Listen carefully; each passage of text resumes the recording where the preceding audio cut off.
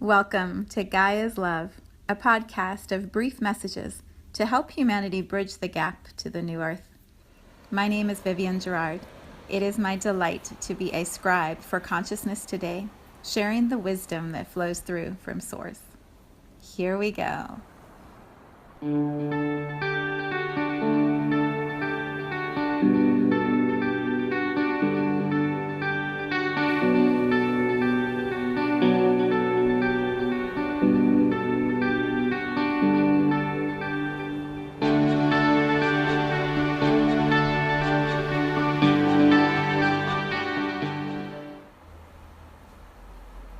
Episode 184. It is Wednesday. I had to remember what day it is. It's Wednesday today. My days are a little off this week. And it is 80 degrees here in Cincinnati, so it's really warm. I had a great walk this morning. A little more running than walking, so I'm making progress.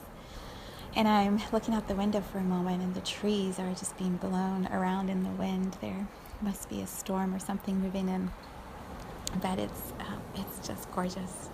Everything is just so beautiful right now. Yeah. Okay, so this morning, when I was feeling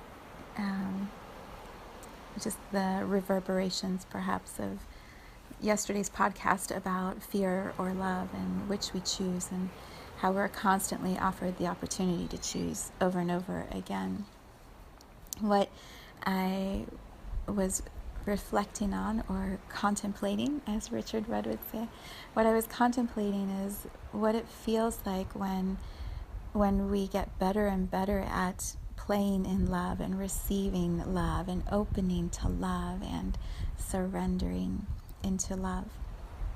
And that sometimes it's a little intense, and when we feel a whole bunch of love, I've had people say this to me before. They're like, I just don't know how to be around you sometimes. Like, I can't quite just receive like that much love from you. And so I can just take you in small doses.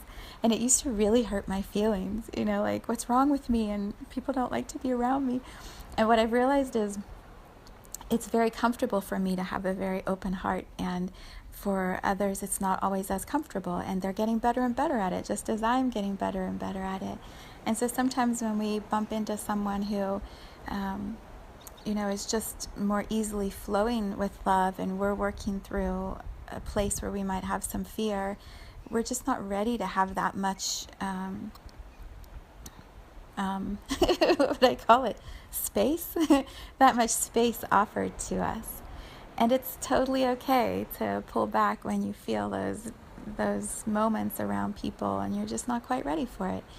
My work has been to not make it about me, to just keep my heart open and keep surrendering into more and more love, and trusting that those who want to play in that space and be on that journey with me, like they're going to keep doing it right alongside me, and that others sort of come in and go out, and come in and go out, and it's all perfect. So when I was sitting with all of that, the word surrender kept coming up. And of course, anytime that I hear the word surrender, I immediately think of The Surrender Experiment, one of my favorite books, which I believe I've mentioned in the podcast before. But today, I'm going to read to you from The Surrender Experiment because it's so good. It's so good, and it's also really timely in the energy gym. We've had several conversations about how to manifest the healing centers and the land that we are all interested in building upon. And how do we stay really steady with pulling that experience, that creation towards us? And so this example from The Surrender Experiment is just completely in alignment. The book is by Dr. Michael Singer. Is it doctor? Maybe it's not doctor. Michael Singer. I feel like he's a doctor of philosophy. He's incredibly wise. He's written several books, but The Surrender Experiment is sort of his autobiography of his life, and how, he has been on this journey and just continuously said yes to whatever showed up. Yep. I have said many times, that is not my journey. I prefer a few no's here or there and some boundaries sometimes, and he just literally said yes to every single thing that showed up. But he also says that created the most incredible experiences for him. And so today I'm going to read chapter 25 to you. It's just 3 or 4 pages. And it's called Opening the Heart Chakra, which of course is completely in alignment with what we have been exploring this week. Okay, so this chapter, I don't even know what page we're on, 98, 99?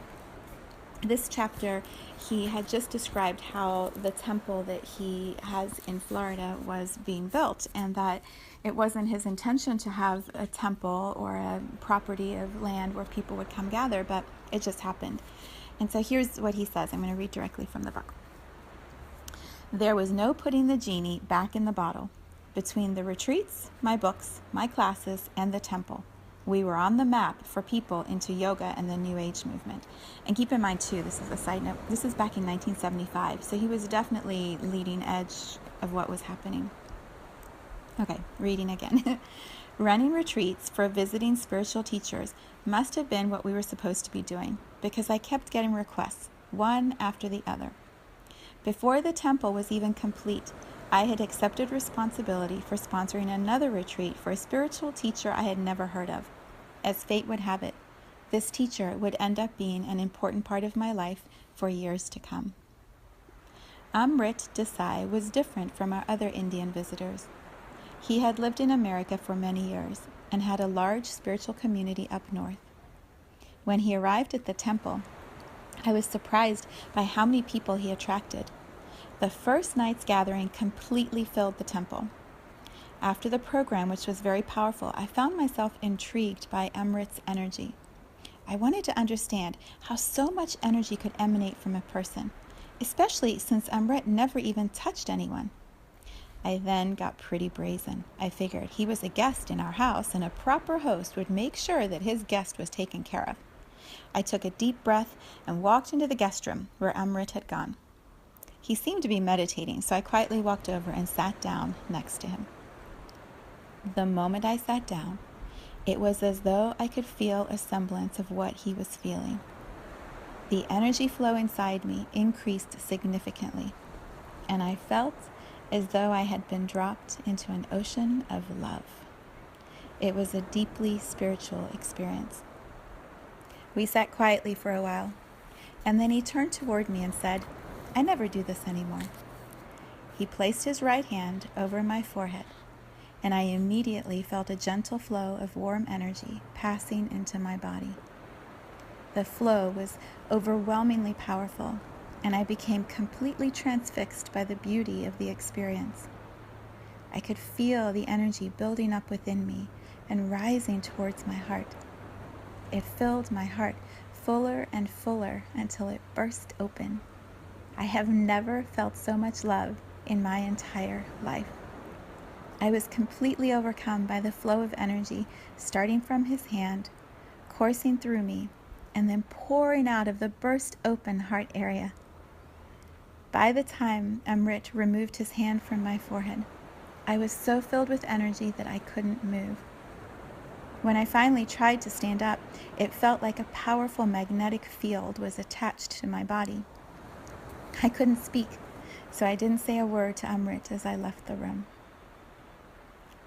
Over the next few hours, the force field of energy surrounding my body was slowly drawn back into my heart.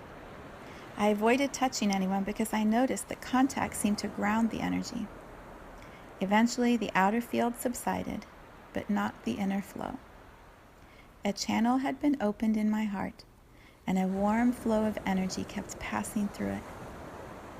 Just as the powerful meditation in the forest had left a flow of energy always rising to the point between my eyebrows, so the touch of Amrit's hand left a beautiful flow of energy always passing through my heart.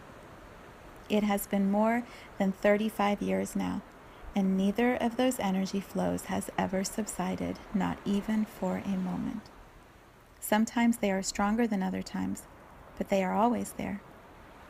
The simple touch of Amrit's hand had permanently opened my heart chakra. I'm going to read just a little more. As the universe would have it, Amrit's visit had another lasting influence on our lives. just as Mataji had brought up the topic of a temple on my property. So Amrit encouraged people to come out to the temple regularly for daily meditations. He never discussed this with me beforehand, and I just about died when he kept pushing people to do their daily practices at my place. This experiment in surrender was stealing my life. My morning and evening meditation periods were sacrosanct to me. I had no interest in sharing those periods with others. Amrit not only invited others out, he specifically told me that I should support them in their daily practices by meeting with them each morning and evening. Once again, life was not asking me, it was telling me. I reminded myself that I had tried as hard as I could to break free of myself for years. I had resolved to find another way that did not have my mind as my spiritual advisor. Sharing my meditation time with others was just the next step in the unfolding dance with life. By now, I was seeing a pattern. I was continuously being pushed headfirst into a life that centered on serving other people's spiritual growth instead of my own. I never consciously would have decided to do this. I was not wise enough or selfless enough to make such a decision. It was simply the fact that I had resolved to surrender to life, and this is where life was taking me. When I was building the temple, my mind kept telling me that it was a stupid thing to do. Coming out to my place on Sundays was just a fad that would fade away. Soon I would end up with an empty building on my property. I ignored all that negative chatter and just kept building. I reflected back on those thoughts once the temple was being used every day, morning and evening. Now I reflect back on that even more with the gift of hindsight. Every single Sunday for over 35 years, 70 to 80 people have found their way out to this temple in the middle of the woods. We never advertised and don't even have signs that show the way. Still, people come every week. Likewise, people have always shown up for my Monday and Thursday night talks, as well as for the rest of our morning and evening programs. It seems as though life knew exactly what it was doing, and as usual, my mind knew nothing. Isn't that beautiful? Thank you, Michael Singer, for such a powerful example of how to live life. Let's practice saying yes. I will be doing it right along with you.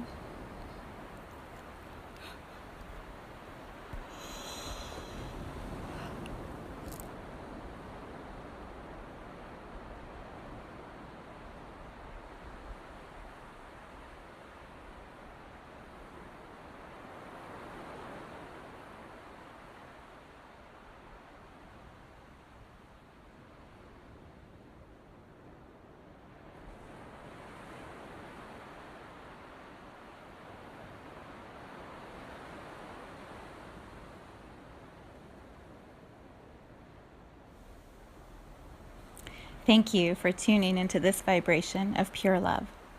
I invite you to join me in aligning with the optimal health of your mind, body, spirit in the virtual community of Viv's Energy Gym. You can learn more at mysouljourney.com. Let's take this message of Gaia's love out into all of our relationships and communities today. So much love from my heart to yours.